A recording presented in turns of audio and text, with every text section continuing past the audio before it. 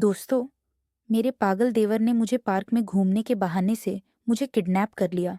Kidnap करने के बाद उसने मेरे हाथ पैर बांध दिए और मुझे लाकर सोफे पर बिठा दिया। उसने अपना एक हाथ मेरे मुंह पर रखा हुआ था, लेकिन मेरा सिर इधर उधर होने की वजह से मेरी जोर जोर से निकल गई। दोस्तों, मेरा नाम पायल है।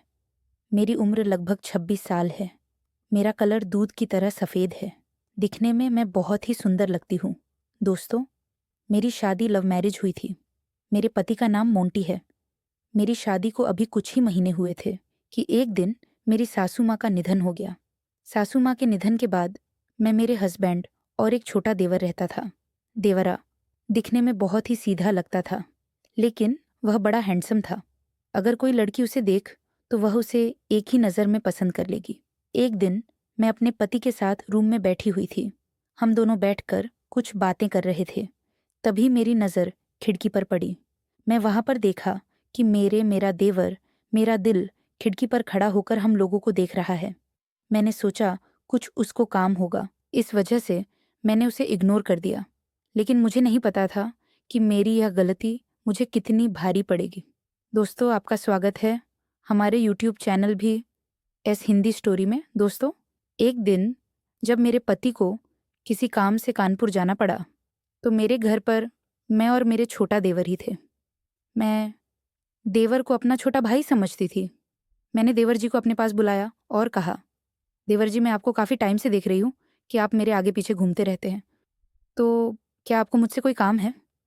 तब मेरे देवर ने मुझसे कहा, नहीं भाभी, मैं तो बस ऐसे ही, मैंने सोचा कि मेरी सासू माँ के चले जाने के बाद देवर जी अकेले हो गए हैं, इस वजह से उनको थोड़ा खाली खाली लगता होगा। मैंने कहा, अच्छा देवर जी, आज आप खाने में क्या कहेंगे? तो देवर जी ने कहा, भाभी आपको जो अच्छा लगे आप पर बना लीजिए। मैंने कहा, ठीक है। फिर मैं जल्दी से खाना बनाया और खाना बनाने के बाद मैं और देवर जी ने, दोनों लोगों ने मिलकर खाना खाया और मैं अपना काम करने लगी।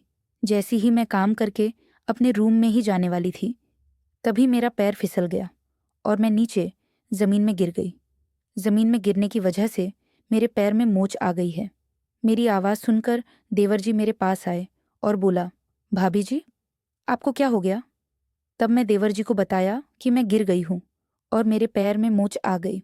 तब देवर जी ने मुझे अपनी गोद में उठा लिया और वह मुझे मेरे रूम में लेकर आए और मुझे बेड पर बैठा दिया।